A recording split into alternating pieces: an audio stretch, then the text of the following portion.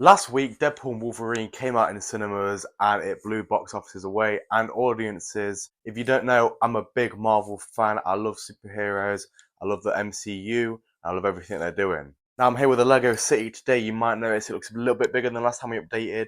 And if you're wondering why, you're going to find out soon. And that's a future Lego City update.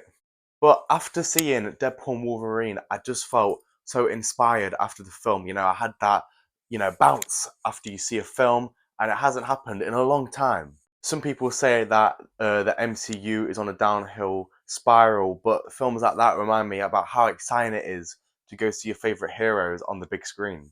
Now, I did know one thing after watching Deadpool and Wolverine, and that was that I wanted a little bit of it in my Lego City to look at as a little momentum of how much I enjoyed the film.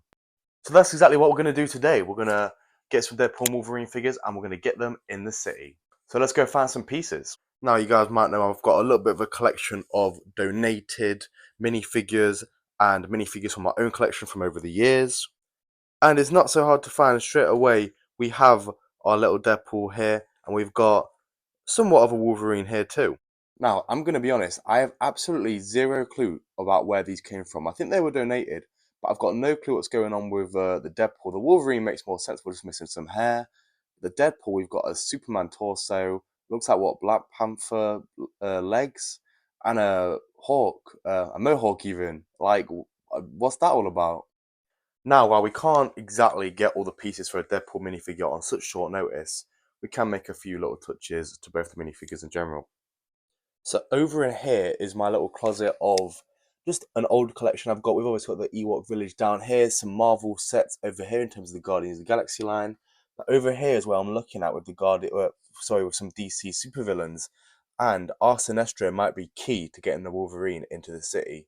Now this is a very nice Sinestro minifigure, and of course I don't want to mess it up, but hair pieces can be ordered again, and I'm gonna need this one. And here's our Wolverine now, and all we have to do is add this hairpiece and we get a lot better of a minifigure than we had before.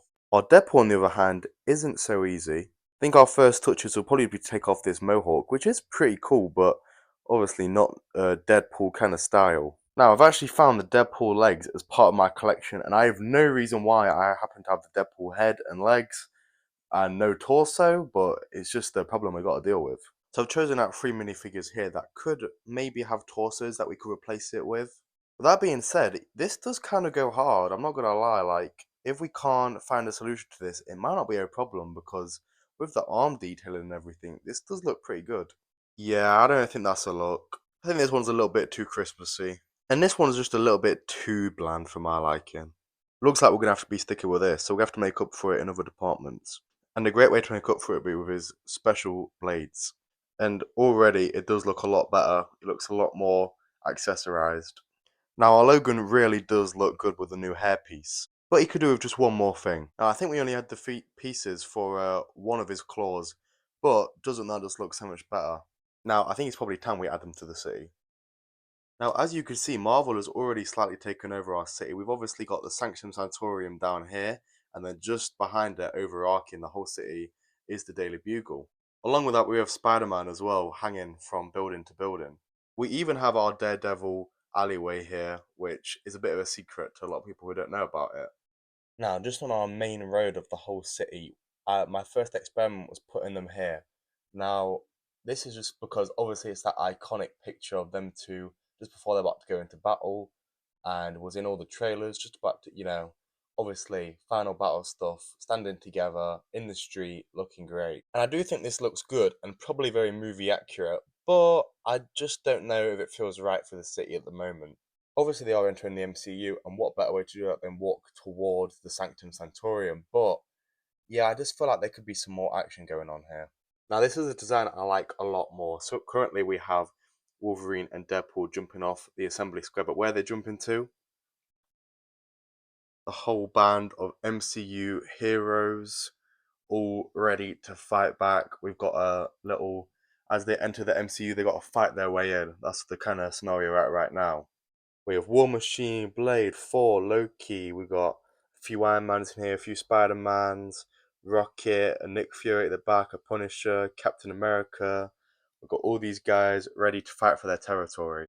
And that is a really cool display piece. It does, I've not seen anything like this in anyone else's city, and I just love the Deadpool and Wolverine going up against a big, like, well, not Avengers, but you get what I mean, like a big group of heroes all ready to fight. We actually have Sandman over here on an accompanying village that could just easily be turned around like that and also willing to join the party. And yeah, I think this looks really cinematic, and I do really like how it's come off.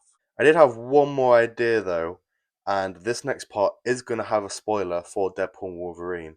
So if you don't want to see that, you might just want to skip ahead about a minute in the video. Now we have one of the scenes shown in the TVA in the film where Deadpool was, well, dying in Thor's arms. Thor obviously here looks devastated now. Deadpool is probably loving life, feeling like a proper hero. And yeah, I mean, this is will be quite a funny display too to people who get it. It is one of the biggest unanswered questions in the film, why that was going on in the TVA. But I do think this is quite funny. Both of these scenes both work. Obviously, I've only got one Deadpool, so like I think we're gonna stick with this one maybe.